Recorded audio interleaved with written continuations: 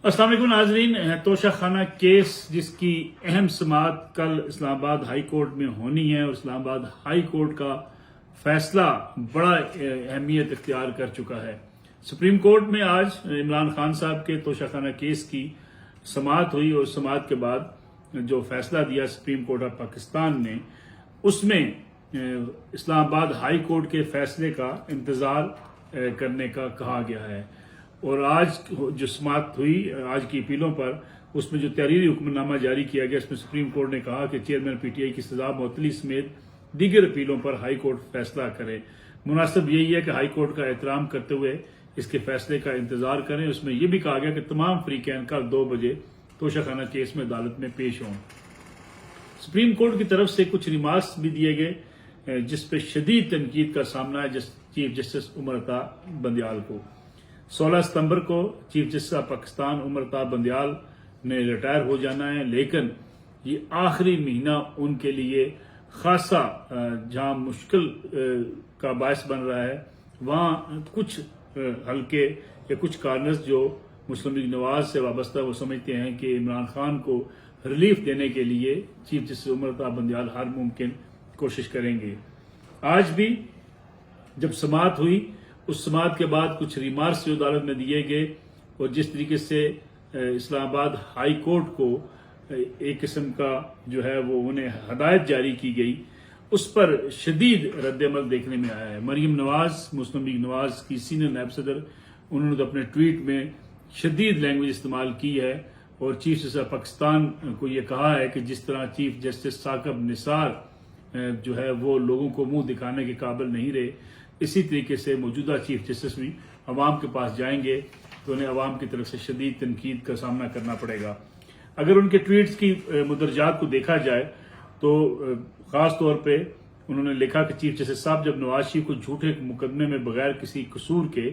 इतनी सख्त सजाएं सुनाई गई थी, आप भी शामिल थे, क्या उस वक्त इस तरह का कोई सवाल आपने पूछा था या ये सब आपको इमरान के लिए याद आता है? पिछली बार आपने तोशा खाना चोर को रेस्ट हाउस शिफ्ट किया था, इस बार होटल कैसा रहेगा?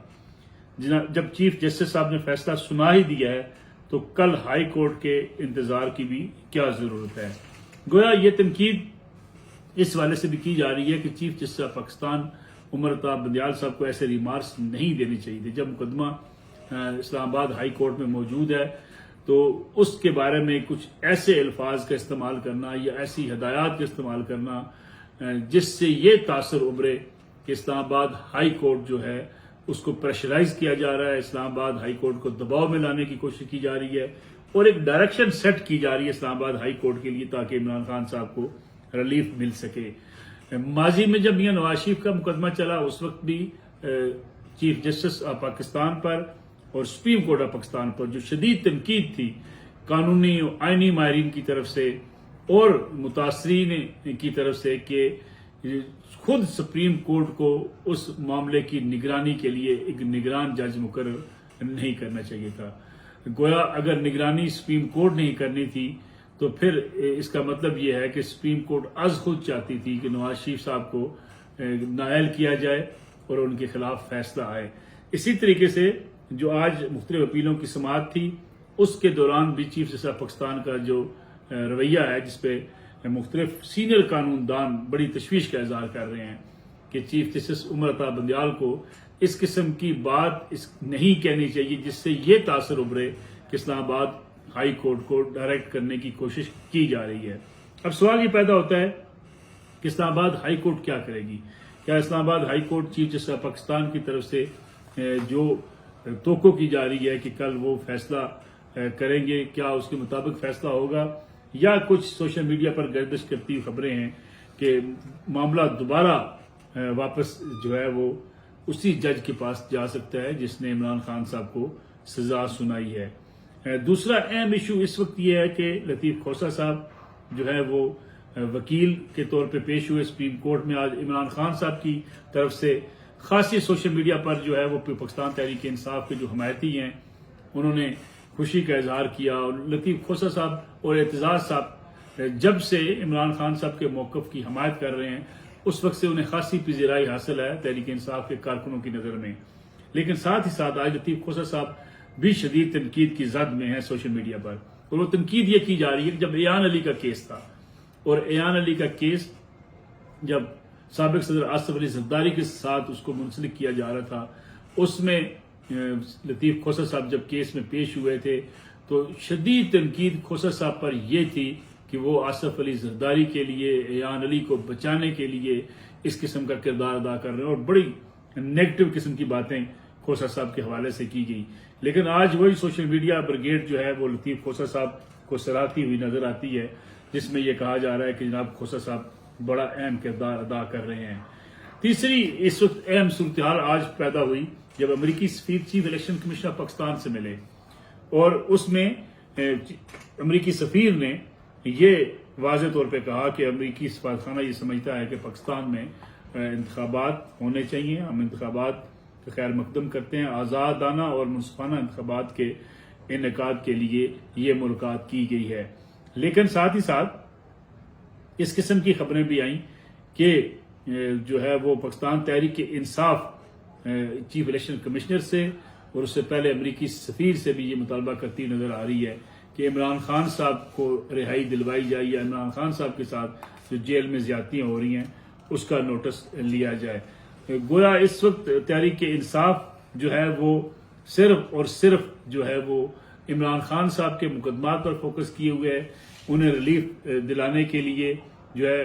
کوششیں کر رہی ہے، اور یہ خاص طور پہ کوششیں کی جا رہی ہیں کہ بیرون ملک سے جو ہے وہ سپورٹ حاصل کی جائے عمران خان صاحب کے لیے، تاکہ عمران خان صاحب کی رہائی جو ہے وہ عمل میں لائی جا سکے۔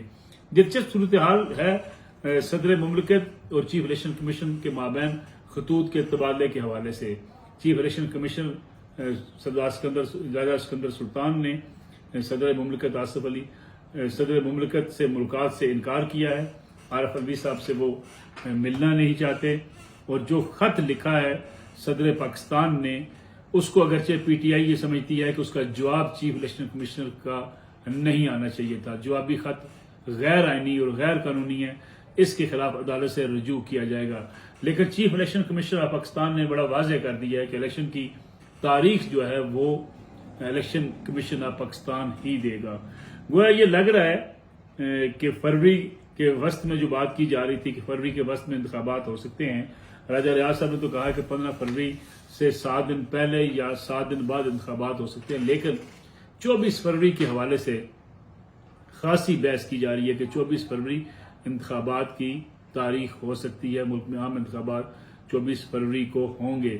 شہباز شریف اور میاں نواز شریف کی لندن میں ملاقات، اور پھر اہم ملاقاتیں اور پاکستان پیپلز پارٹی کے قائدین کے ساتھ، اس کے بعد حتمی جو ہے وہ فیصلہ مسلم لیگ نواز کا اور پیپلز پارٹی کا بھی سامنے آ جائے گا الیکشن کمپین کے حوالے سے، میاں نواز شریف کی واپسی کے حوالے سے۔ الیکشن کی تاریخ اگر 24 فروری ہوتی ہے تو پھر میاں نواز شریف کب واپس آ کر اپنی انتخابی مہم کا آغاز کریں گے۔ اس وقت صورتحال خاصی پیچیدہ ہے، چیف الیکشن کمشنر کے خلاف بھی عدالتی کارروائی کی بات کی جا رہی ہے، صدر پاکستان کے لکھے گئے خط کے جواب میں جوابی خط پر بھی عدالت سے رجوع کرنے کی بات کی جا رہی ہے۔ لیکن کل کا دن توشہ خانہ کیس پر سب کی نظریں جڑی ہوں گی کہ کیا چیف جسٹس اسلام آباد ہائی کورٹ آج سپریم کورٹ میں ہونے والی سماعت کا کتنا اثر لیتے ہیں، کیونکہ لگ یہ رہا ہے کہ اگرچہ چیف جسٹس آف پاکستان عمر طاہر بندیال صاحب پہ جو تنقید ہوئی ہے، خاص طور پہ اسلام آباد ہائی کورٹ میں زیر سماعت مقدمے کے حوالے سے، اس کے بعد اسلام آباد ہائی کورٹ کا فیصلہ کوئی بڑا اہم فیصلہ سامنے آ سکتا ہے۔